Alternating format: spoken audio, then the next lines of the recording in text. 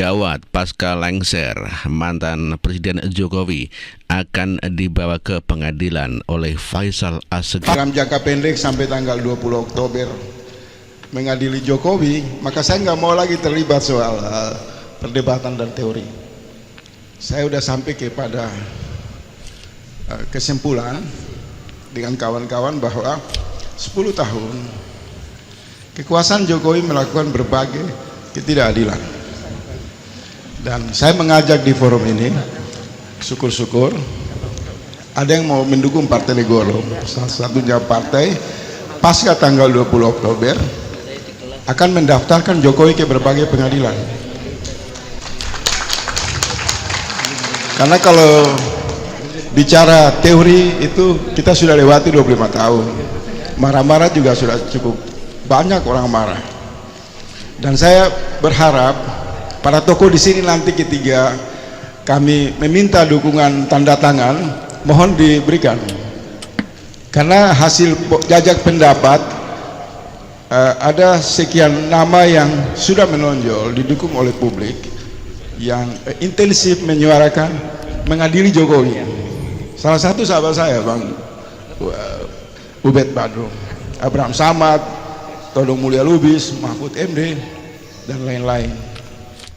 Nah, kita harus... Itulah Faisal Assegaf yang mengatakan bahwa nanti pasca 20 Oktober pasca Jokowi lengser akan mengadukan ke pengadilan negeri dari berbagai pengadilan begitu ya. Di situ ada tokoh-tokoh, ada Mahfud MD, ada Refli Harun dan sebagainya sudah mendukung Faisal Assegaf untuk memenjarakan Presiden Joko Widodo. Demikian juga dengan Refli Harun sependapat dengan Faisal Assegaf yang juga akan memenjarakan Jokowi pasca lengsernya. Saya share ya. Ada kecenderungan kita setelah Pilpres itu mulai terbelah ya.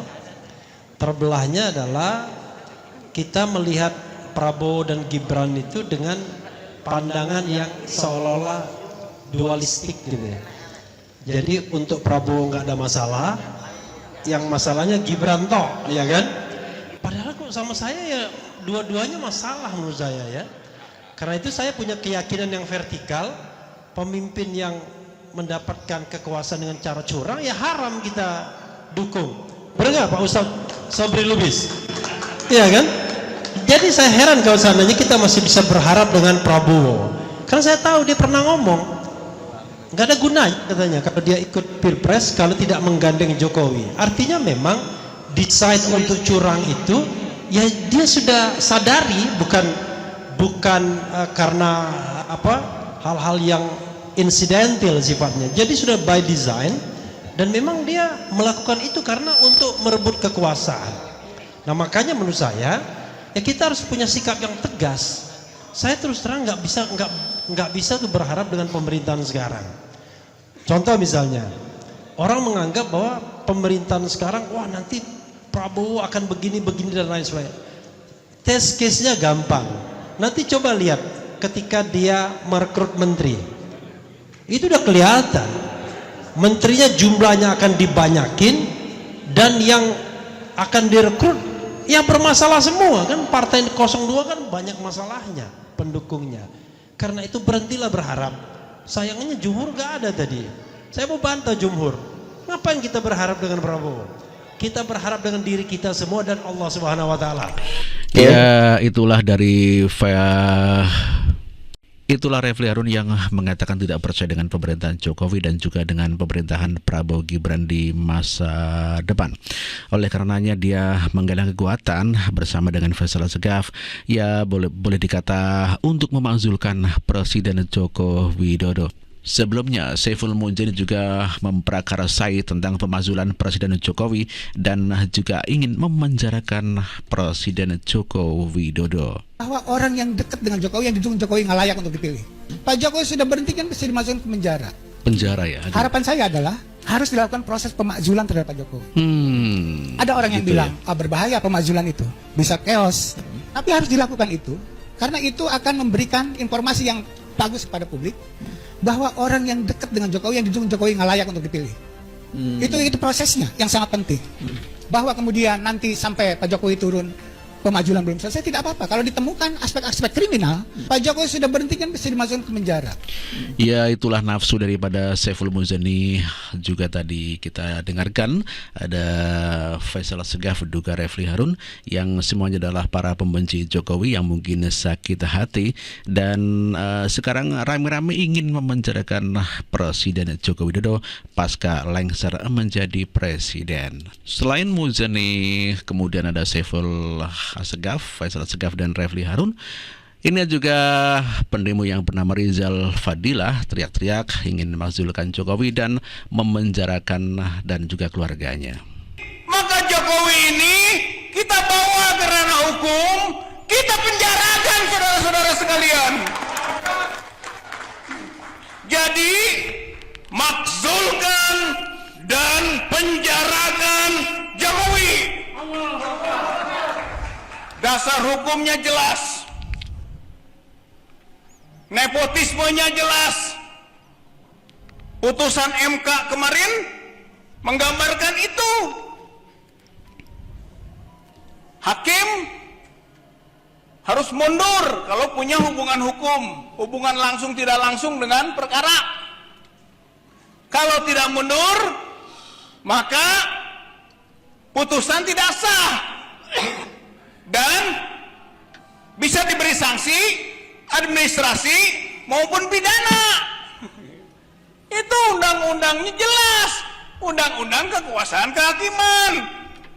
Undang-undang 48 tahun 2009. Pasal 17 ayat 5 ayat 6. Jadi Anwar Usman yang memenangkan dan memberi peluang Gibran maju, jelas itu nepotisme.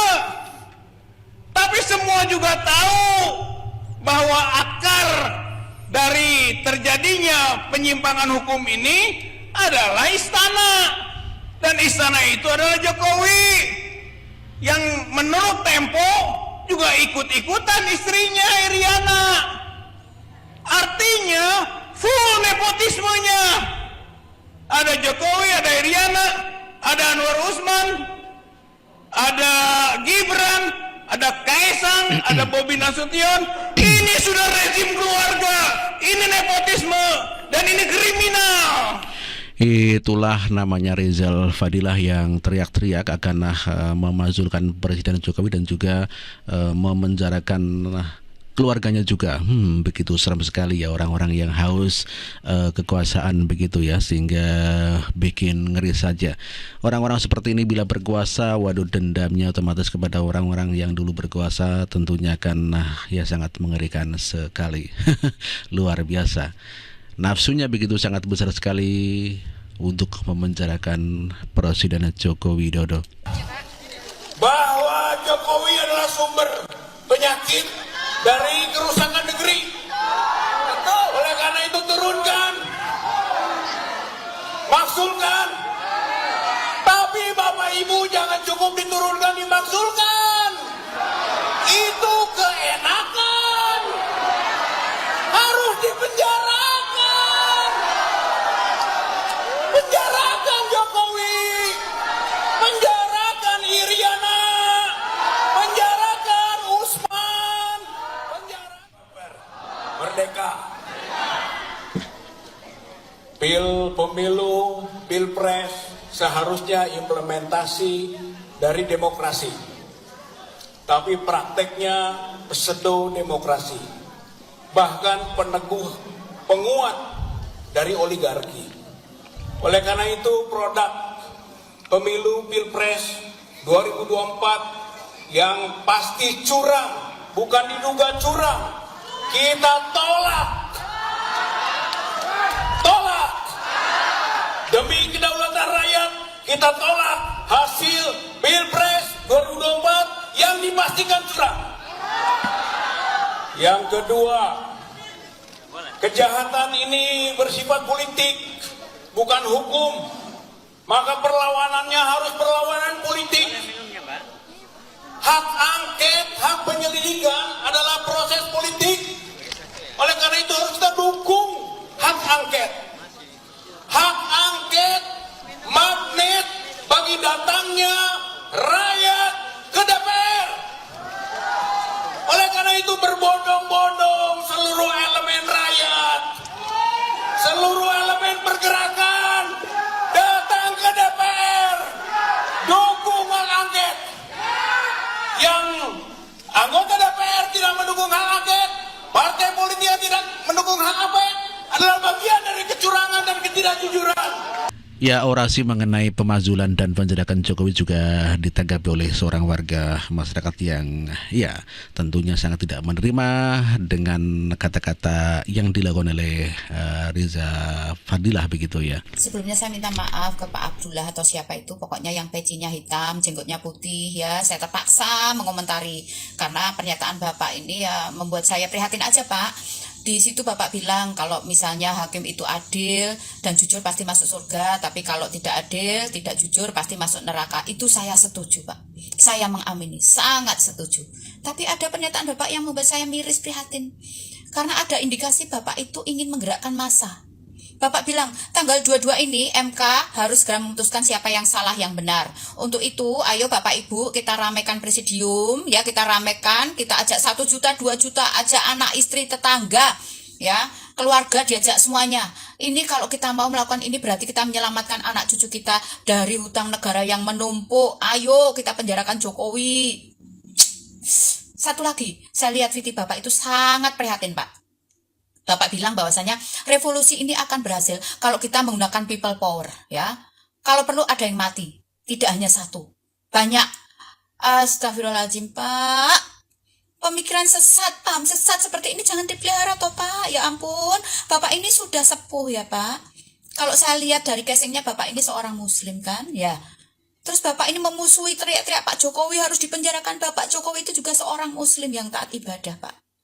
Agama Islam kita itu agama yang indah Pak, agama yang rahmatan lil alamin ya. Agama Islam ini harusnya kehadirannya di dalam masyarakat itu mampu mewujudkan kedamaian dan kasih sayang bagi manusia dan semesta. Saya ulangi ya Pak, mampu mewujudkan kedamaian dan kasih sayang bagi sesama manusia dan semesta. Jadi Bapak jangan seperti itu, namanya itu mengadu domba, memupuk kebencian di hati masyarakat, dosa Pak. Bapak baca itu di surat An-Nisa, ya, di ayat berapa itu, 143, itu ada disebutkan, ya, kalau saya nggak salah saya bisa bacakan ini ya, di situ disebutkan barang siapa dibiarkan sesat oleh Allah, maka kamu tidak akan mendapatkan jalan untuk memberi petunjuk baginya. Nah, jadi jangan sampai kita ini termasuk pada golongan orang yang memang dibiarkan sesat oleh Allah. Jangan sampai, segera istighfar Pak, ya, segera istighfar. Itulah seorang ibu yang menanggapi pernyataan seorang orator di mana dia mengatakan penjarakan, makzulkan keluarga Jokowi. Ya sungguh luar biasa ya.